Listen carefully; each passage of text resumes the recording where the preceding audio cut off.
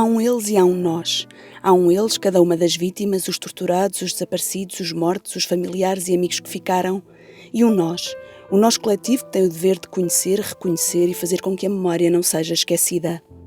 O fotógrafo João Pina reuniu em livro e em exposição um retrato visual acerca do que foi a Operação Cóndor, descrita no pós-fácil pelo juiz espanhol Baltasar Garzón, como uma operação diabólica de alguns serviços secretos, coordenada pela CIA e pelas ditaduras militares latino-americanas e destinada a aniquilar os movimentos de esquerda na região durante as décadas de 70 e 80. Já antes, João Pina se tinha proposto fotografar ex-presos políticos portugueses, reunidos também em exposição e em livro, intitulados Por Teu Livre Pensamento. Aqueles homens e aquelas mulheres olham-nos, deram a sua liberdade por nós e incomodam-nos ao perguntarem-nos: e agora? O que estão a fazer com a herança que vos deixamos? Além do trabalho de fotoreportagem que faz para publicações como The New York Times, The New Yorker, Stern, El País ou Visão, João Pina, a viver em Buenos Aires, dizia, mal despedir-se depois de termos feito a entrevista num lugar que já foi o de Natália Correia das suas tertúlias, que foi escurecendo com o dia como os esboços de uma pintura, que não percebia como é que conseguíamos estar a viver neste país e neste estado de coisas sem irmos para a rua a sério. Só me saiu o silêncio agudizado quando cheguei a casa e li a dedicatória que me tinha escrito no livro Cóndor. No momento em que as bandeiras estão sem força, torna-se ainda mais vital pôr as luzes sob as sombras do passado para não esquecer.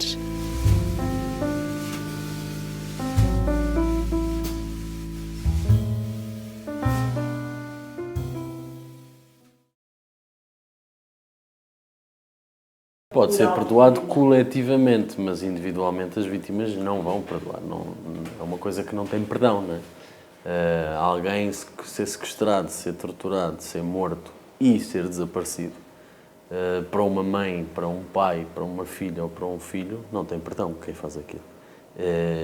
E isso é claríssimo.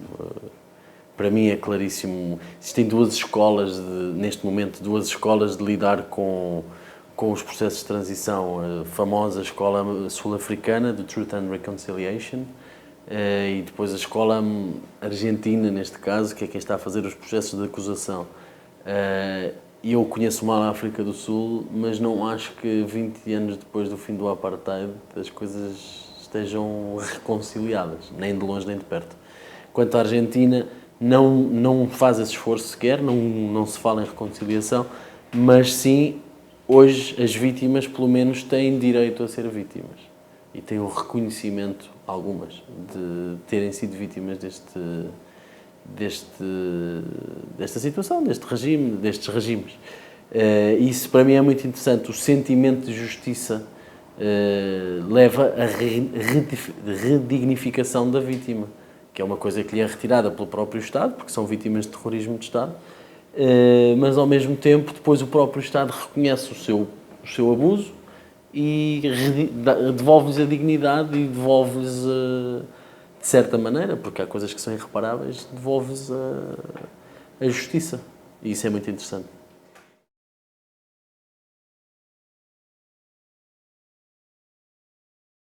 Esperança do quê? A questão é essa. Qual é a esperança? O pai não vai voltar vivo. A esperança de encontrar os ossos, sim, de lhe poder dar sepultura, ou saber onde está a sepultura, com certeza.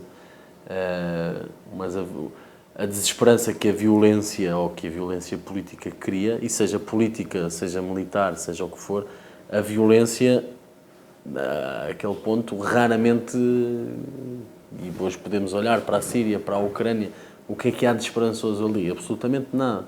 A nossa esperança é que aquilo termine o mais depressa possível, é que se limite ao máximo as vítimas e as vítimas civis, mas a esperança é uma coisa muito utópica neste caso.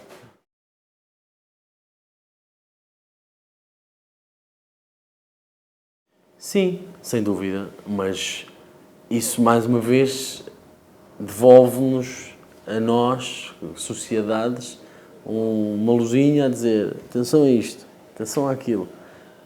Mas individualmente as vítimas, o meu trabalho não ressarce nada, não lhes devolve nada, talvez um bocadinho de dignidade, espero eu, mas é obviamente muito utópico achar que aquilo lhes vai fazer a diferença.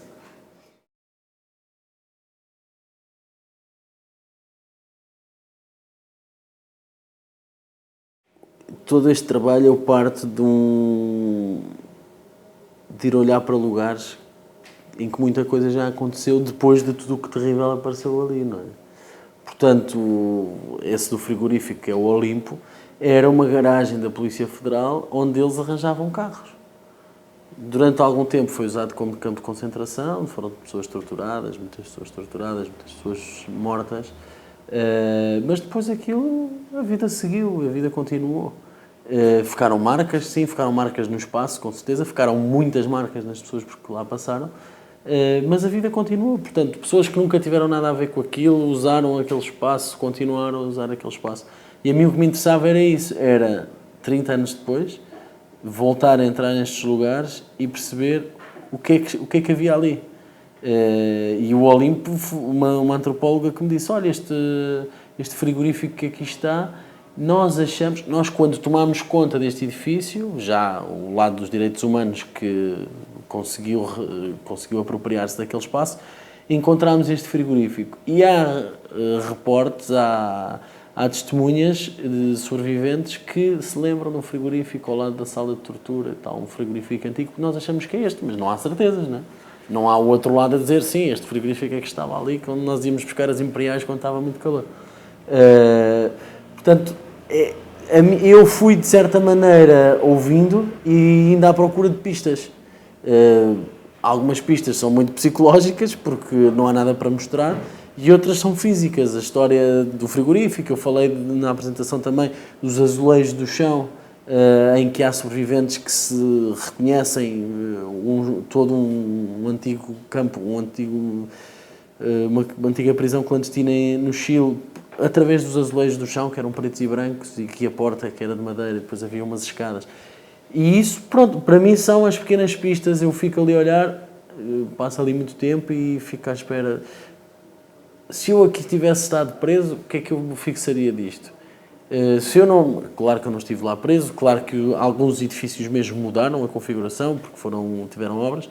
E depois, o que é que existe de testemunhas aqui? O que é que cá esteve, o que é que se lembra? E tentar reconstruir um bocado isso para, dentro da normalidade, a tal...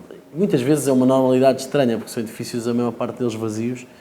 Portanto, eu estou a fotografar a marca de um quadro na parede, que depois de muitos anos de sol ficou ali a marca da moldura e já lá não está. Portanto, é jogar muito com o psicológico, é eu próprio ir à procura de respostas a coisas que não tenho respostas, nem que nunca terei, porque não se sabe o que é que ali houve. Mas essa sugestão é o que eu acho que funciona visualmente, que é dizer, uma pessoa que não passou por aquilo, que não sabe o que foi aquilo sequer, olha para uma imagem e vê uma coisa estranha ali. Porque é que está aqui um frigorífico no meio da escuridão a fazer? O que é que está... Porque é que este chão está aqui com uma porta mal amanhada ao lado? E acho que isso vai construindo, e a narrativa do livro é essa, é tentar introduzir esses elementos ao mesmo tempo que introduz os retratos, que vou contando as histórias, e tentar criar uma atmosfera à volta disto. E isso a mim interessa-me, eu gosto muito de jogar com isso, que é fotografar o invisível, não é?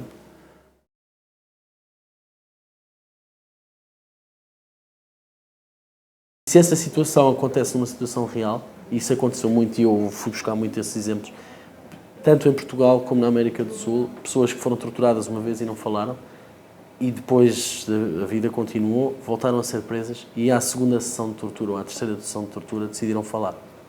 Sem serem sequer torturadas, mas já sabiam o que é que dizia acontecer e não queriam passar por aquilo outra vez.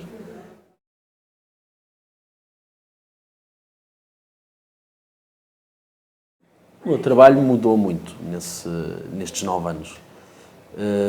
Talvez quem o veja não o note, mas eu vejo as coisas de uma forma muito mais acutilante hoje. Portanto, eu quando ia aos espaços, sobretudo os espaços, que era o mais difícil de fotografar para mim, acho que para qualquer pessoa, porque o retrato, tu tens uma pessoa e trabalho com ela e criamos uma imagem. Agora o espaço está tudo em bruto e está tudo em aberto.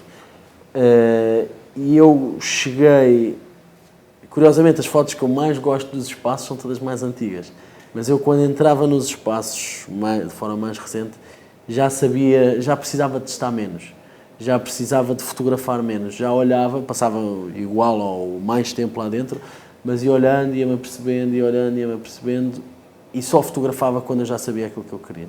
No princípio não, no princípio eu fotografava muito, passava muito tempo lá dentro, estava muito tempo sozinho, e ia fotografando,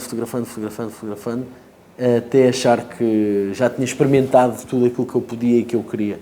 E depois disso, era o processo de edição, que eu ia olhar para os filmes e, olha, isto funcionou. Depois deste exercício de ser feito dezenas de vezes, claro que eu já chego com um sentimento mais aguçado, aquele que eu queria. Isto neste trabalho. Depois o meu trabalho fora disto, que são outros 10 questões, também mudou muito, obviamente. Com a evolução eu vou à procura de coisas um pouco diferentes, mas...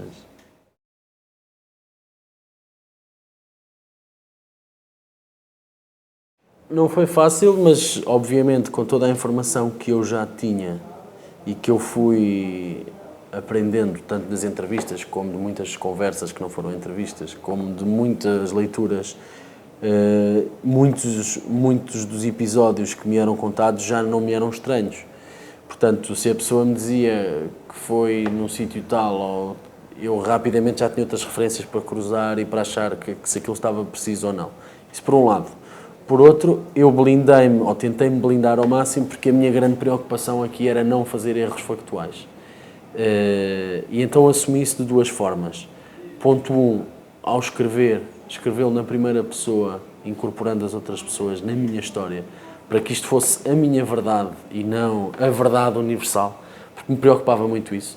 Preocupava-me muito poder mandar uma calinada, e depois blindando-me ao ponto de ir falar com pessoas em todos os países em questão, que sabem muito da história individual de cada um destes países, dar-lhes os textos para ler e dar-lhes a liberdade para corrigirem o que fosse de factos que não estivessem certos. E isso aconteceu.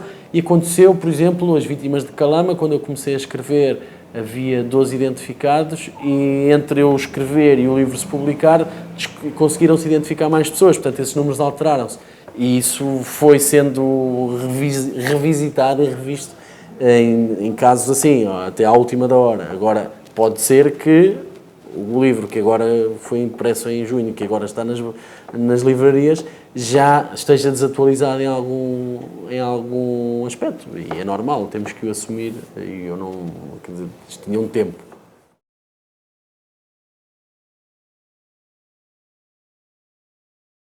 Tinha de terminar para a minha própria sanidade mental, não é? Porque eu sou um especialista em começar projetos e tenho grande dificuldade em terminá-los. O meu primeiro livro, que eu acabei em 2007, até hoje, eu continuo a pensar que há coisas que eu ainda posso fotografar. E há. E, portanto, é muito difícil desligar-me destes trabalhos, em que eu, obviamente, invisto uma grande parte do meu tempo, da minha energia, das minhas emoções também, e é difícil cortar com isso, mas ao mesmo tempo também acho que é saudável dizer, bom, eu aqui fiz o que posso e encerro. Não quer dizer que eu não continuo a fotografar, não quer dizer que eu não continuo a entrevistar, não quer dizer que eu não pense noutras coisas que não sejam este livro ou um livro para fazer com esse material, mas eu precisava de certa maneira, largar um bocado este trabalho para poder focar noutras coisas. E pronto, foi um processo muito lento, mas interessante também.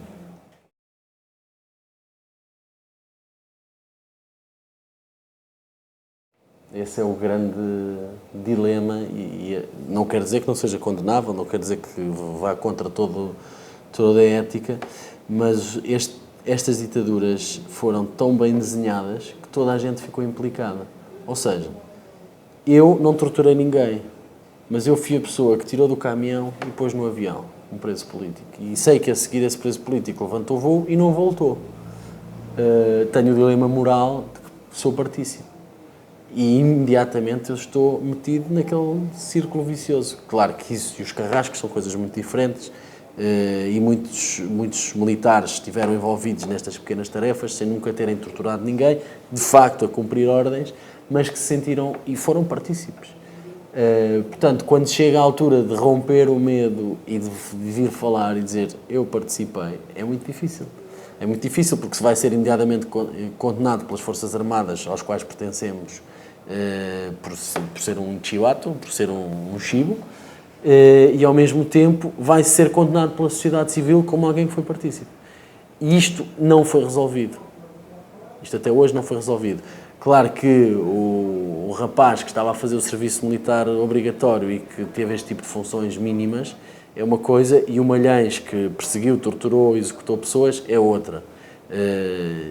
E aqui podemos... Eu não sou militar, nunca fui, lidei com alguns de perto, e todos os militares que eu conheço têm direito a recusar ordens, nem que isso implique coisas diretamente nas suas carreiras, como as suas prisões. Mas têm direito a recusar ordens. E a nossa revolução, a Revolução Portuguesa, realmente triunfou porque houve um senhor que não cumpriu uma ordem que foi disparar contra o Salgueiro Maia. E não vi essa pessoa ser presa, torturada e enviada para um campo de concentração do Tarrafal. Portanto, as pessoas são indivíduos e têm a capacidade de dizer que não, e devem ter a capacidade de dizer que não, porque existem questões éticas, legais e morais. E aí essa conversa, a velha conversa, eu só estava a cumprir ordens, funciona muito bem para as consciências deles próprios, mas moralmente falando, eu acho que não.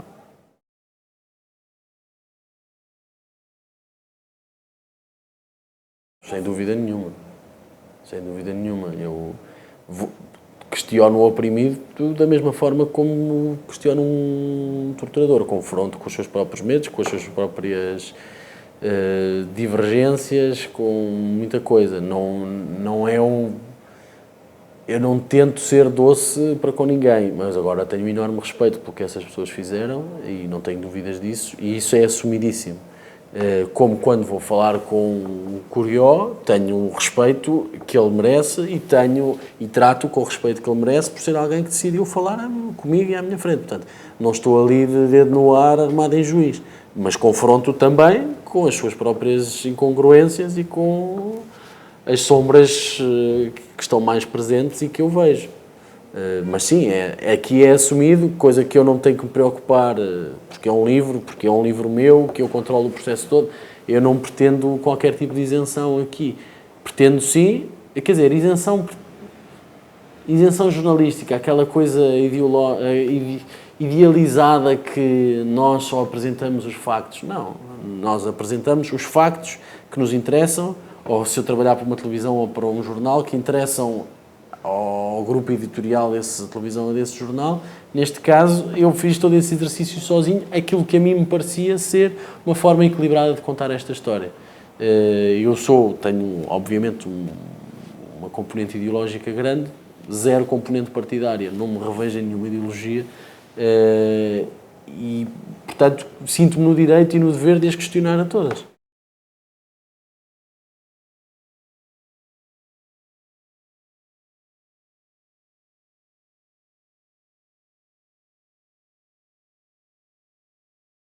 São duas perguntas muito diferentes. Eu, quando exponho o trabalho, o meu objetivo é sempre o mesmo: criar desconforto. Eu não quero que as pessoas saiam dali indiferentes. Podem dizer, não gostei, é demasiado pesado, podem dizer isso tudo. Mas, para mim, o pior que me pode acontecer é alguém entrar na sala, olhar, não sentir absolutamente nada, nem de positivo nem negativo, e ir-se embora. Portanto, eu trabalho... Quando penso nas exposições, e o Condor acho que está muito mais bem conseguido do que o Porto Livre Pensamento nesse sentido, o que eu pretendo é marcar as pessoas de alguma forma, não porque seja masoquista ou sádico, mas porque acho que nós vivemos precisamente, e aí a transição para a segunda parte, nós vivemos precisamente num momento em que nos faltam bandeiras. Nos faltam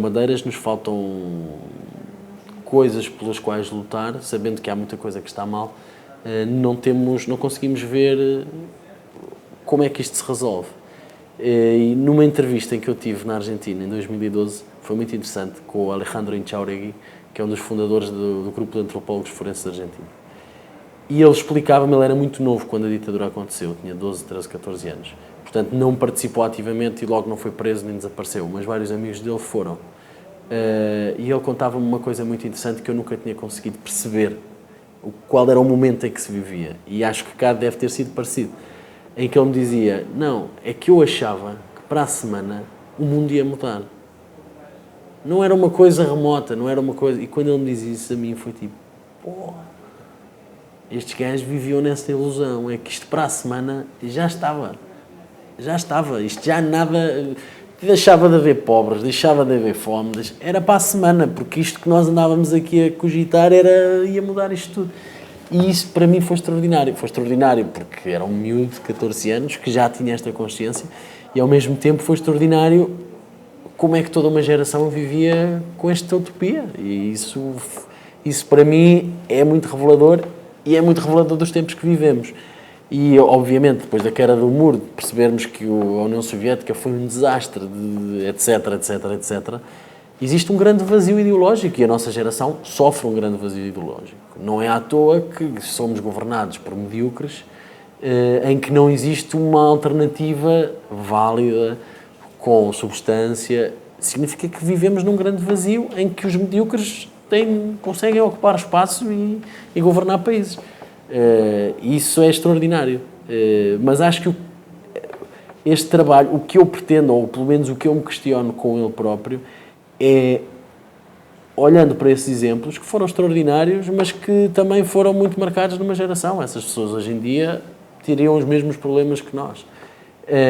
O que aprender daí? Obviamente que o que eles defendiam nessa altura não é o que eu defendo hoje, mas o que aprender daí e a procura permanente de onde é que está a solução para isto, que não passa nem por pegar em armas, não passa por nada disso, mas passa por pensar e haver pessoas, grupos de pessoas, não necessariamente ligadas a partidos, não necessariamente ligadas à política, que se dediquem a pensar estas coisas.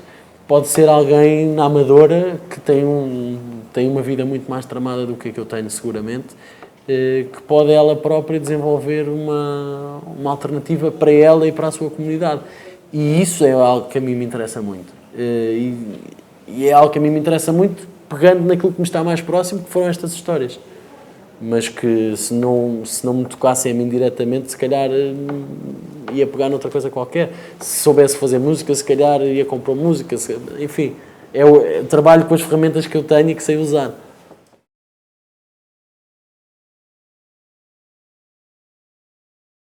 Há dois motivos principais, mas antes de falar disso, deixa-me só falar de uma outra coisa que está ligada também à exposição.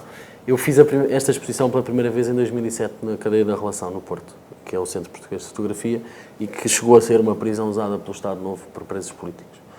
E eu gosto muito e tenho muito prazer em explorar os limites da fotografia e os limites da imagem parada e tentar, pelo menos, fazer alguma coisa com isso e quebrar alguma coisa com isso. E há uma série de imagens extraordinárias que estão na Torre do Tombo, que são as imagens da PIDE, que a PIDE tinha fotógrafos fenomenais. E, como bons burocratas que eram, fotografavam todas as pessoas que entravam e que saíam da cadeia. E eu, por causa deste trabalho, fui à procura dessas imagens e sentei-me um bocado na Torre do Tombo a olhar para isto. E tive esta coisa que me acontece muitas vezes, que é uma necessidade quase de colecionador, de eu tinha que reproduzir aquelas imagens por alguma razão. Então passei ali umas tardes a fotografar, porque havia imagens espetaculares, pessoas a envelhecer aos olhos da PIDE. O Manuel Pedro, por exemplo, é um deles, que foi preso muitas vezes. Portanto, tinha entrada, saída. E de repente temos 1950, 1953, 1957, 1964, 1968. E ele deixa de ter cabelo e começa a usar óculos. E eu adorei pegar nesse conceito e então queria fotografar isso. E depois, com as fotografias todas em bruto, sentei-me com um amigo meu, com o Diogo Clemente, que é músico. Eu, como não sei tocar uma nota, tenho muita admiração pelos músicos. E sentei-me, mostrei-lhe as imagens, assim em bruto, e diz-lhe: compõe música para chorar. E isto devíamos estar em janeiro ou fevereiro, e eu precisava da música para chorar para abril, que era para a exposição. E ele meteu-se no estúdio, gravou, começámos a falar, eu falei do Hino de Caxias, arranjei-lhe uma gravação do Hino de Caxias, a letra, aquela coisa toda, e dei-lhe completa liberdade para ele fazer o que ele quisesse. E ele, passado um mês ou dois, manda-me um fecheiro de som e tinha composto uma peça para aquilo. em que ele próprio citava uma parte do Hino de Caxias e depois a Raquel Tavares gemia no final, era uma coisa fenomenal. E eu, como sempre, rodei-me dos bons amigos e fui pedir a amigos meus que sabem de vídeo e de cinema, vamos montar aqui uma coisa com isto.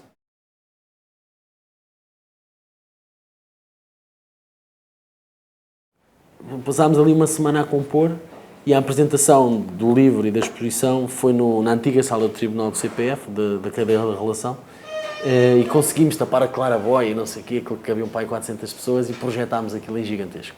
E eu não tive coragem de passarem o filme e eu estar de costas para o filme olhar para as pessoas. Mas lembro-me do filme projetar e quando o filme termina eu olho para trás e metade das 400 pessoas que lá estavam choravam baba e ranho. E eu aí disse, é por isto que isto funciona, é por isto que a fotografia, para mim, e claramente da forma como eu o fiz, pelo menos em 200 pessoas funcionou, pode causar um impacto. E a mim interessa-me explorar esse impacto.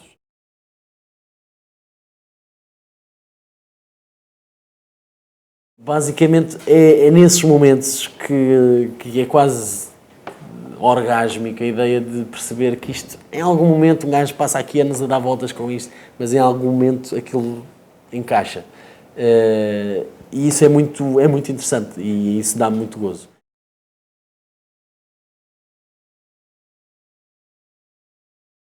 Eu, obviamente, ao crescer com todas estas histórias, porque se falava muito abertamente em casa disto, tanto que os meus pais íamos a Peniche muitas vezes, lembro-me de ir a Peniche com a minha avó, que, coitada, ficou chocadíssima de lá voltar,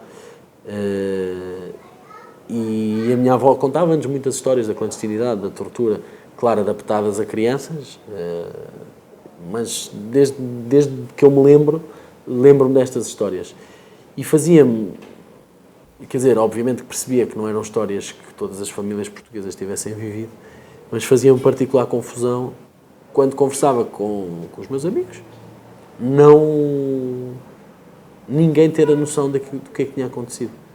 E não era que tivessem acontecido coisas menos terríveis noutros setores da sociedade, como a guerra colonial, que obviamente foi terrível e afetou muito mais pessoas em número absoluto do que as questões das prisões políticas. Mas o que sim existe uma memória da guerra colonial que não existe dos presos políticos, não existe da repressão política. As pessoas não têm bem a noção da dimensão da repressão que houve neste país. E isso a mim inquietava-me e até hoje me inquieta muito. E, portanto, eu lembro-me de uma noite de insónia quando eu vivia no Porto em que eu estava a pensar como é que eu vou pegar nisto e de repente peguei no computador e despejei tudo aquilo que eu estava a pensar e aí surge o livro. Eu escrevi o projeto do livro para aí às 2h30 da manhã, porque não conseguia dormir, e mal fechei o computador, pus o computador ao pé da cama e adormeci. Portanto, era literalmente... E no dia seguinte reli aquilo e aquilo fazia muito sentido. Era alguma coisa que estava aqui dentro e que me estava a fazer uma confusão a ponto de me tirar o sono. E dormi lindamente. No dia seguinte, bem, como é que eu posso fazer isto? Foi em 2001. E a primeira coisa que eu fui fazer, como não tinha dinheiro para isto, era escrever uma carta à Kodak a pedir se me ofereciam filmes para eu fotografar. Me mandaram dar uma volta, nunca me ofereceram um filme. Mas pronto, fui comprando os filmes, fui fotografando, ia mandando revelar e pagando quando podia e pronto, e fui fazendo a coisa assim. E no fim, claro que isto também demorou muito tempo, porque não havia forma de demorar menos. Claro que conseguiu publicar-se o livro e acho que correu bem. E ainda hoje algumas pessoas se lembram desse livro e está nas livrarias, portanto, é uma coisa que me deixa contente.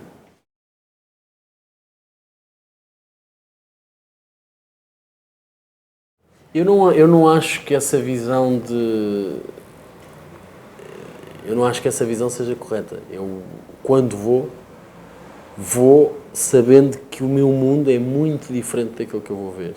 Mas também sabendo, e no caso da Primavera Árabe é claríssimo, que podia e já aconteceu o contrário. Quer dizer, já aconteceram conflitos, já aconteceram extremismos deste lado do Mediterrâneo. Neste caso nós não vivemos no Mediterrâneo, mas estamos aqui perto. E que eu acho que só por circunstâncias de eu viver no princípio do século XXI é que neste momento é ao contrário, mas durante muitos anos foi aqui. Se fosse há 500 ou há 600 anos atrás, o conflito era aqui, não era no que é hoje a Líbia, nem no que é hoje o Egito. Se fosse há 1500 ou há 2000, então ainda mais. Portanto, eu tento partir sempre com o espírito mais aberto possível, mas sabendo que eu, obviamente, venho com a bagagem que trago e com a cultura que trago e tento, sim, isso tento muito, aprender o máximo que posso. Aprender o máximo que posso antes de ir e ter o espírito mais aberto possível para aprender enquanto lá estou. Mas sempre sabendo que tenho um passaporte europeu que me permite ir e vir. Sempre sabendo que venho de uma cultura cristã, apesar de eu não ser minimamente católico nem religioso, mas que obviamente sou influenciado por esses valores. Portanto, tento, sabendo tudo isso, quando as coisas acontecem à minha frente, julgar o menos possível e pôr-me na pele das pessoas e dizer, não, se eu tivesse crescido aqui, o que é que teria acontecido? Se eu tivesse crescido no Iraque, se tivesse nascido no Iraque, provavelmente em 2002 eu tinha pegado em armas contra os americanos. Quer dizer, se uma força decide ocupar o meu país sem razão aparente, das famosas armas de destruição maciça, eu não vejo, eu com os valores que tenho, se me acontecesse no meu país, provavelmente eu passava para o outro lado e pegava em armas. Não por serem americanos, não tenho nada contra os americanos, mas por aquele momento, portanto, para mim é muito fácil nós criticarmos, mas é muito difícil percebermos de facto o que é que aquelas pessoas estão a atravessar. E claro que depois dá situações absurdas e excessos absurdos e eu testemunhei alguns em que também chega a uma altura em que torna-se muito difícil trabalhar.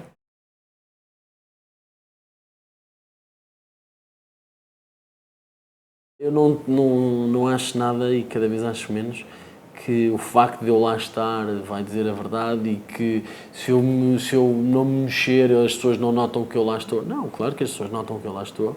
Claro que as pessoas têm noção de que cada vez mais do poder da imagem e do facto de haver uma câmara numa situação onde elas estão. Claro que têm. E eu não sou nada purista no sentido em que, não, se eu for respeituoso, isto tudo acontece e nada acontece porque eu lá estou. Agora, quando eu sei que isso está a acontecer porque eu lá estou, eu sou o primeiro a baixar a máquina e ir embora. Coisa que, infelizmente, eu não vejo muito e exatamente por não ver muito é que para mim é uma regra de ouro.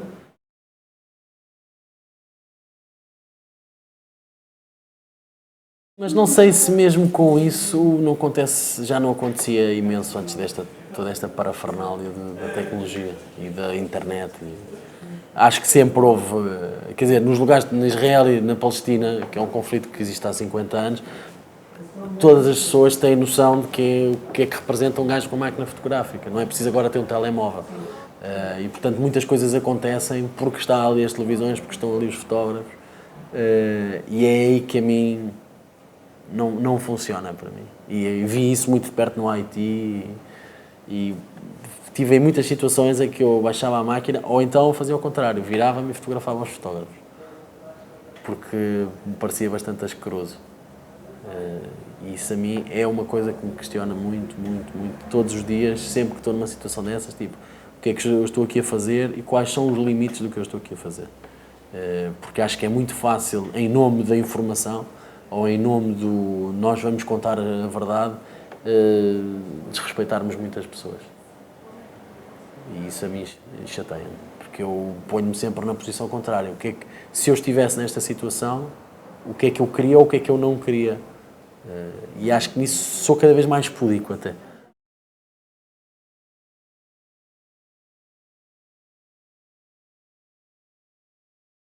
Eu tenho 1,80m e 90kg. Tornar-me invisível é uma coisa bastante difícil.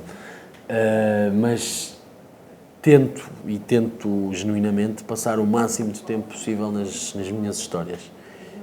Porque exatamente o que me interessa é a vida genuína das pessoas e não o que as pessoas estão a fazer pelo facto de eu estar ali. E não monto situações, quer dizer, em retratos eu dirijo o retrato, mas em reportagem eu não digo, olha, faça isto ou faça aquilo. Zero. Portanto, fico à espera e tento, pelo menos, ter a confiança das pessoas o máximo possível para fotografar quando eu acho que é viável fotografar. No caso do Gangland em especial, porque obviamente são temas e pessoas delicadas, 90% das imagens eu não as fiz. Todas as melhores fotos estão na minha cabeça, porque não era o momento de eu pegar na máquina e fotografar. Portanto, aquilo para mim é o bagaço do que eu vivi. E gostava de voltar, e estou a tentar voltar a essa história e a essas personagens, mas sei que é muito delicado e obviamente eu não quero pôr a minha vida em risco por causa de uma fotografia, claro que não quero, e nem quero pôr a vida dessas pessoas em risco, portanto é um balanço muito complicado.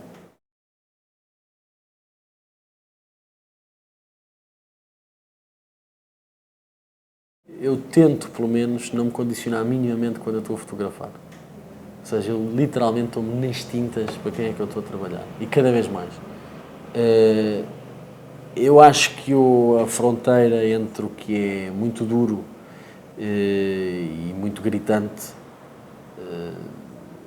é preciso haver, porque senão existe uma banalização da violência e as pessoas deixam de ser tocadas por essas imagens. Mas eu, enquanto alguém que está lá, não posso deixar de fazer essas imagens. Portanto, normalmente numa situação dessas, a primeira coisa que eu faço é a foto frontal da coisa mais gore que está a acontecer e depois vou trabalhar essa situação. E depois dou 3 ou 4 ou 10 passos atrás e tento enquadrar aquilo de uma forma mais ligeira. Mas a minha principal função enquanto lá estou, e o Rio é um clássico disso, eu chego a uma cena de crime, eu chego a um lugar, seja o que for, e para mim a primeira foto é aquela que mostra tudo o mais cru que está a acontecer, porque para mim é o importante realmente captado ali. Depois, como é que aquilo pode ser digerido e publicado é outra questão. Mas como eu estou ali a trabalhar para mim, não me preocupa tanto. Depois existe a questão de o que é publicável. E obviamente ao editar há muitas imagens que não me passam pela cabeça enviar, porque são demasiado gritantes, demasiado violentas e, como eu já disse, para mim é importante haver um balanço, e normalmente eu não trabalho só para uma imagem, trabalho contra uma história, portanto haver um balanço entre imagens que sejam mais cruas, mais violentas e outras coisas que possam ser mais poéticas, mais que são mais, que sugerem mais do que aquilo que mostram, que eu também gosto muito de trabalhar assim. Nesse caso em específico, há uma imagem que eu fiz no Rio de uma mulher grávida de 7 meses que foi executada. E eu fotografei-a quando ela tinha acabado de ser retirada da via pública, onde tinha sido deixado o corpo, pelos bombeiros e dentro de um caixão de fibra de vidro. E eu tinha muito pouco tempo para fazer aquela imagem, porque os bombeiros iam retirar o corpo, e fiz 3 frames. E foram os 3 frames muito frontais e muito grotescos, porque é obviamente uma mulher grávida, acabada de morrer. E essa imagem quase nunca foi publicada. Mas curiosamente houve uma publicação, que é praticamente a única publicação com que eu trabalho em Portugal, a Visão, que enquanto eles publicaram essa história, e já tinha saído no New Yorker, já tinha saído no Observer, já tinha saído em vários sítios, e nunca ninguém tinha publicado essa imagem, apesar de eu a enviar sempre. E com a Visão estávamos a editar esse trabalho e eu disse, vocês não têm coragem para publicar isto? E eles, não temos coragem porquê? E eu, não, porque a foto é demasiado crua, é demasiado brutal, e eles, deixa ver, e publicaram. E publicaram no interior da revista, acompanhado obviamente de muitas outras. Mas eu achei e acho que aquela imagem, ou aquela pessoa merecia, apesar de estar muito exposta, merecia ser publicada porque ajuda a explicar o absurdo em que toda aquela história é. Em que se pode executar uma mulher de 7 meses, grávida de 7 meses, como se nada fosse. E aquilo não teve seguimento, foi uma notícia de 2 colunas no jornal e nunca mais ninguém falou daquilo. E daí eu ter precisado, e já expus essa imagem, e ela continua a dar voltas na minha cabeça, mas é isso, onde é que está a fronteira do tirarmos a sensibilidade às pessoas e ao mesmo tempo eu não acho que os leitores sejam parvos. Há muito aquela, o nosso público. Não, o público, todo leitor tem as suas ideias, tem os seus princípios e acho que são muito mais inteligentes do que os editores e do que os diretores dos jornais e que as revistas pensam. Portanto, tem essa capacidade de discernir também o que é violência gratuita e o que é que está ali a fazer sentido. E fiquei contente, infelizmente a foto é terrível, mas fiquei contente por essa imagem ter sido publicada, pelo menos dessa vez.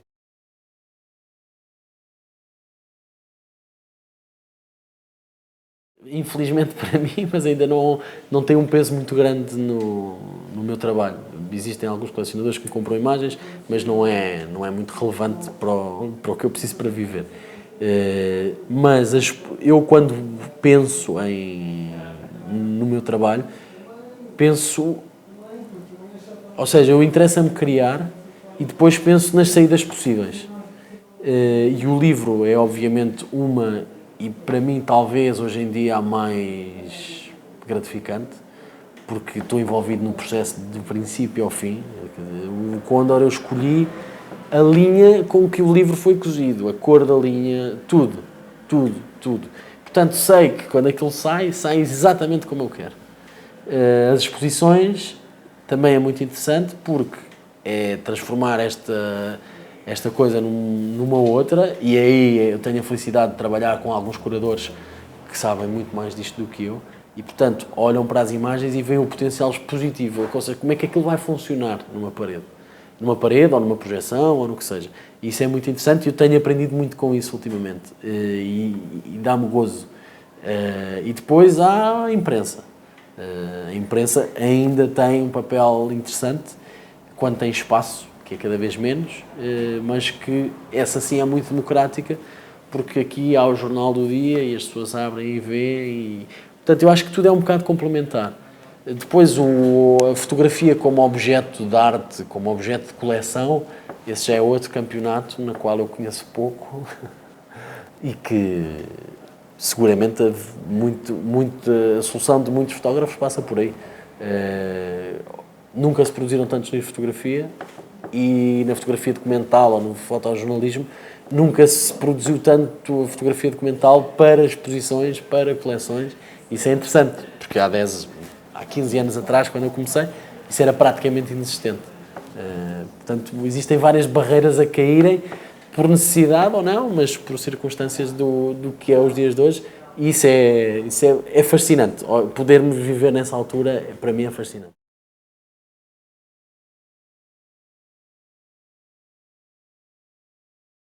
Não me estreiei agora, mas é sempre muito doloroso o processo de escrita para mim. Não, eu já escrevi para jornalismo, já escrevi para jornais e revistas, porque às vezes estou em situações em que sou eu que lá estou e que é preciso fazer qualquer coisa, e eu preparo-me para uma história da mesma forma que o redator se prepara. Depois é uma questão de linguagens e eu fotografo e ele escreve.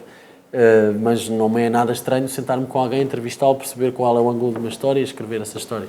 Agora, é muito doloroso porque não me sai, provavelmente por preguiça minha, mas não tenho os reflexos que acho que deveria ter para escrever uma boa reportagem.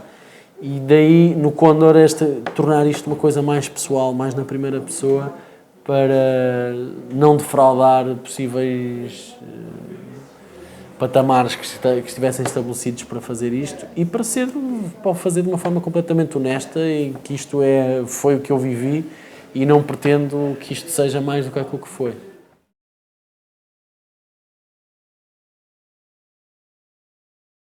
Não.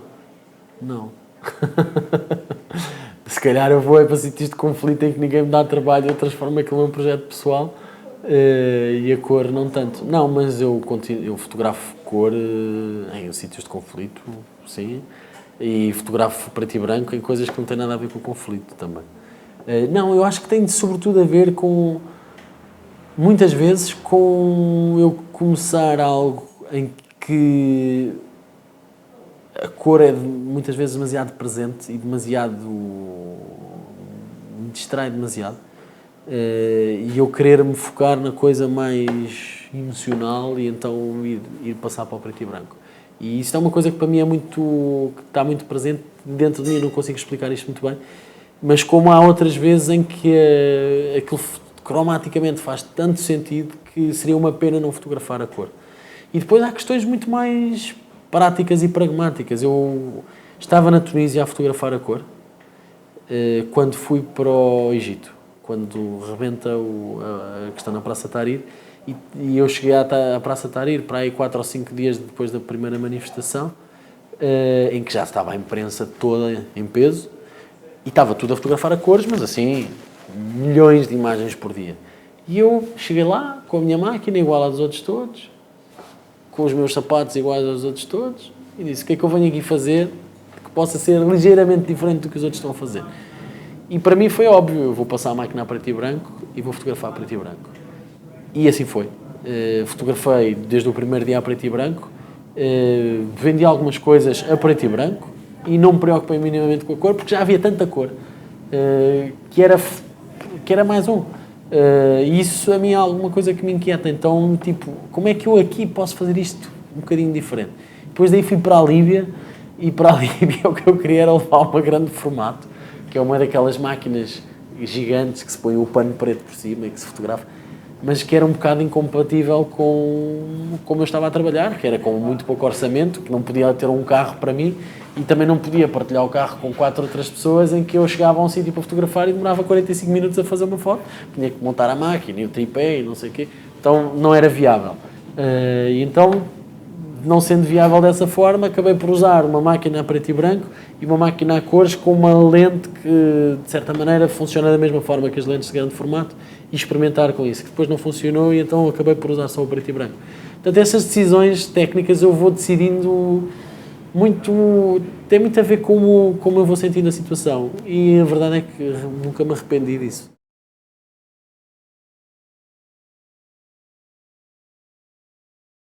Uso os dois, depende dos orçamentos que eu tenha. Infelizmente é assim.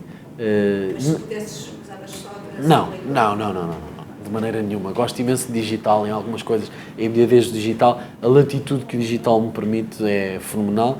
Como há outras em que o facto de eu não ver aquilo que estou a fazer me é uma grande vantagem e gosto desse imaginário de eu fotografar e não saber, bom, espero que a máquina não tenha nenhuma entrada de luz e está tudo certo.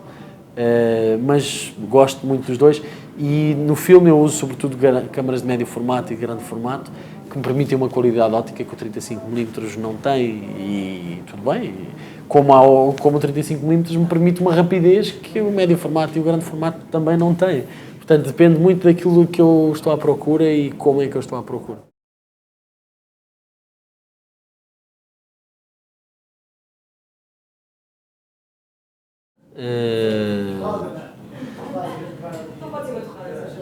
É uma boa pergunta. Uma única? Se parece um assignment para a New Yorker, que só sai uma foto. Não esquecer? Não sei, acho que ainda não a fiz. Acho que ainda é aquela foto que eu ando à procura. Mas desde que eu já fiz, talvez a da mulher da grávida. Talvez a da minha grávida. Mas há seguramente algumas outras. Mas essa é sem dúvida assim uma que ainda bem que a fiz, porque era demasiado impressionante para ficar só na minha cabeça.